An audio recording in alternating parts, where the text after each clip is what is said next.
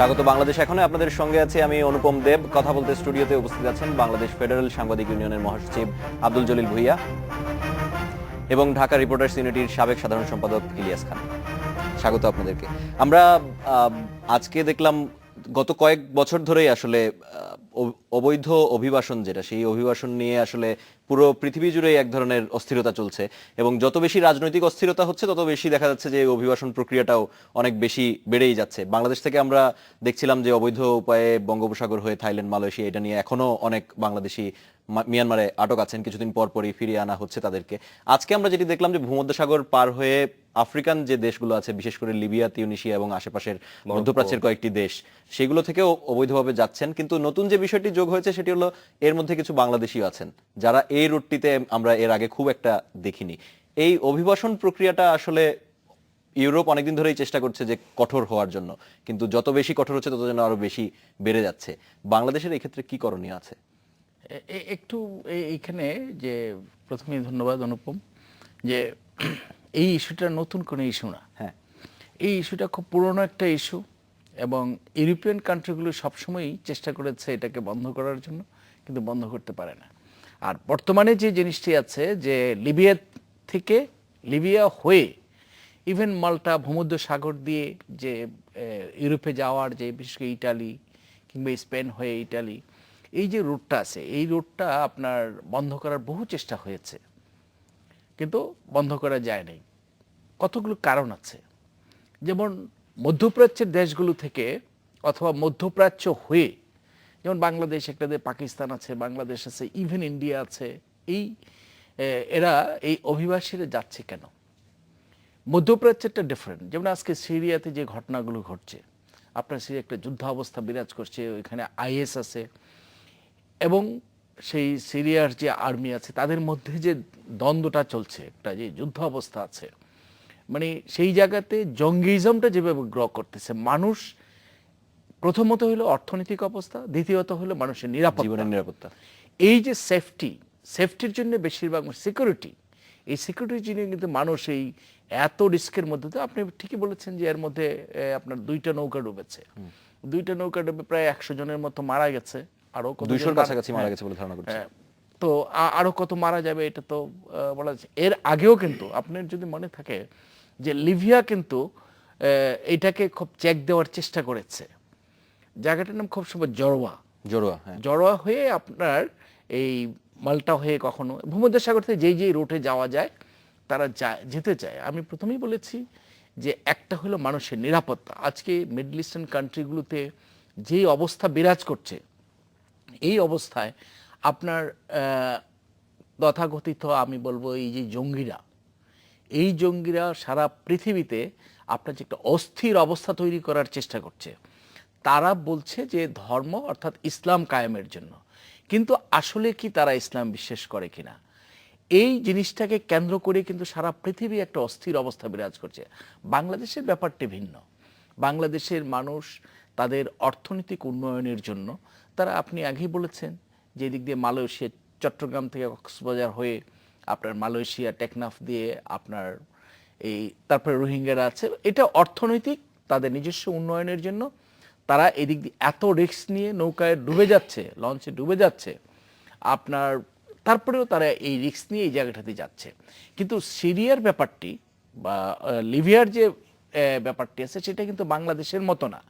একটা হলো সাধারণ মানুষ যাচ্ছে তাদের অন্বেষণে, যে ওইখানে গেলে তাদের অর্থনৈতিক অবস্থা ভালো হবে, দেশের ভালো হবে, তার পারিবারিক অবস্থা ভালো হবে, অর্থনৈতিকভাবে সমৃদ্ধি আসবে, এইটা এক ধরনের। কিন্তু এর মধ্যে বাংলাদেশি ঢুকে যাচ্ছে কিভাবে? কারণ বাংলাদেশিদের তো এই ধরনের অবস্থা না লিবিয়ায় না, কিন্তু বাংলাদেশে আমি বলছি বাংলাদেশটা কিন্তু ভিন্ন। এখানে এক্সেপশনটা হলো যে তারা রিস্ক নিয়ে তারা ভাবছে যে ওই রুটে গেলে বোধহয় খুব সহজভাবে ইউরোপে যাওয়া যাবে। বিশেষ করে বাংলাদেশের বেশিরভাগ অভিবাসী কিন্তু আপনার ইটালিতে তারা যাচ্ছে। আমি যদি বলি আমাদের কেরানীগঞ্জ, আমার বাড়ি কেরানীগঞ্জের অধিকাংশ অভিবাসী কিন্তু আপনার ইটালিতে, হ্যাঁ, তারাও কিন্তু সেই এই রুটটা ইউজ করেই তারা গিয়েছে, সেটাও ভালো জীবনের খোঁজে। আসলে তো আসলে মেইন জিনিসটা হচ্ছে আমাদের জন্য, পৃথিবীর জন্য থ্রেট হচ্ছে জঙ্গিজম। এই জঙ্গিজমটাই হচ্ছে যে সেফটির জন্য মানুষ আজকে ইউরোপের দিকে পালিয়ে যাওয়ার চেষ্টা করে। আমরা একটা ছোট্ট একটা বিরতি নিয়ে ইলিয়াস খানের কাছে আসছি, নিচে 40 সেকেন্ডের একটি বিরতি। বাংলাদেশ এখনই স্বাগত আরো একবার। আমরা কর্মসংস্থান নিয়ে কথা বলছিলেন ইলিয়াস খান। বাংলাদেশে তো অর্থনীতি অনেক উন্নত হচ্ছে এবং আমরা মধ্যম আয়ের দেশেও পরিণত হয়েছি, তাহলে কর্মসংস্থান দিয়ে বাংলাদেশের মানুষকে বাংলাদেশে রাখতে পারছি না কেন? না, এটা আসলে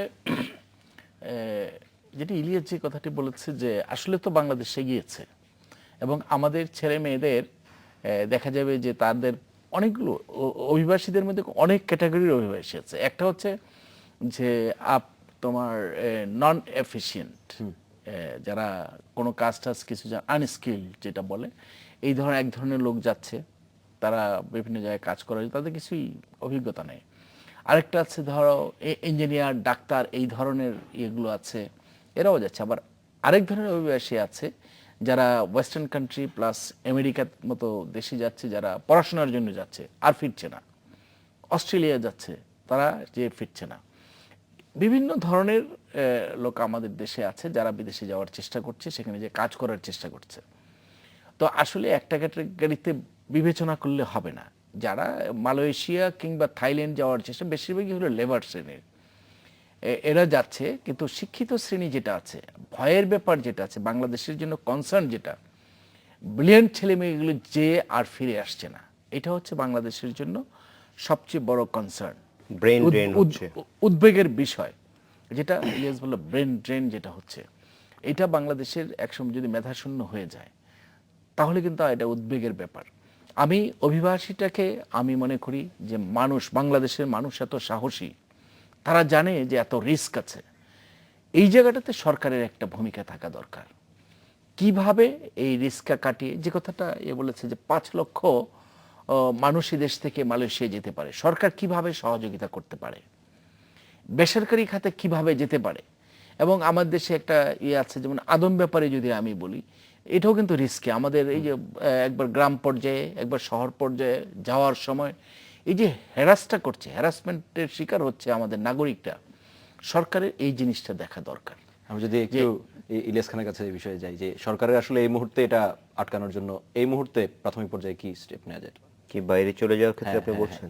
না, বাইরে চলে যাওয়ার ব্রেন ড্রেনের কথা যেটা বলছিলেন, ব্রেন ড্রেন, এটা খুব জলিল ভাইয়ের সাথে আমি একমত। খুব দুর্ভাগ্যজনক যে আমরা বাইরে, যে কিছুদিন আগে একজন বিজ্ঞানী কি ডেভিড স্কুল ছাত্র ছিল, আমি ওনার সম্পর্কে পড়লাম। উনি এমন একটি বিষয়ে পদার্থবিজ্ঞান আবিষ্কার করেছেন যে সারা এটা রেডিক্যাল চেঞ্জ আসতেছে, কিন্তু উনি কিন্তু আমার দেশে নেই। পাটের জিন যে ভদ্রলোক আবিষ্কার করেছেন, উনিও কিন্তু বাইরে ছিলেন, পরে দেশে এসে করেছেন, বড় বড় ডাক্তার। তো এদের ব্যাপারে যে কথাটা জলিল ভাই বললেন, তার সাথে আমি একমত যে আমাদের এখানে যারা হাইলি এডুকেটেড, যেমন ইঞ্জিনিয়ার, ডাক্তার বা বড় বড় যারা বিভিন্ন জায়গায় কাজ করছেন বাইরে গিয়ে, এরা যাতে বাইরে গিয়ে বাংলাদেশে এখানে শিক্ষা গ্রহণ করে পরে স্কলারশিপ নিয়ে বাইরে যাচ্ছেন, আর কিন্তু ফেরত আসছেন না। এটা পেছনে কারণও রয়েছে। ইভেন আপনি জানেন নিশ্চয়ই, জলিল ভাই আমার সাথে একমত হবেন, আমাদের এয়ারপোর্ট আসলে হয়রানি শুরু হচ্ছে, যে মানুষগুলো বাইরে থেকে আসছে। আমি তো আরেকটি দুর্ভাগ্য, আমি জানি না সময় পাবো কিনা, একেবারেই শেষের দিকে আমরা, তো আমাদের 5 সেকেন্ডের আমি আর কথায় যাব না। তো এগুলো যাতে মানুষ হয়রানির শিকার না হয়, সুষ্ঠুভাবে বিদেশে যেতে পারে, সেই ব্যবস্থা যদি করে, তাহলে অবৈধ পথে আর যাওয়ার কেউ চিন্তা করবে না বা করবে না। দেশের ইমেজ বিল্ডিং এর কাজটিও করতে হবে। আপনাদের দুজনকে অনেক ধন্যবাদ আমাদের সাথে যোগ দেওয়ার জন্য। আপনাকে ধন্যবাদ। এই ছিল বাংলাদেশ এখনে। দেখা হবে আগামীকাল একই সময়ে। শুভরাত্রি।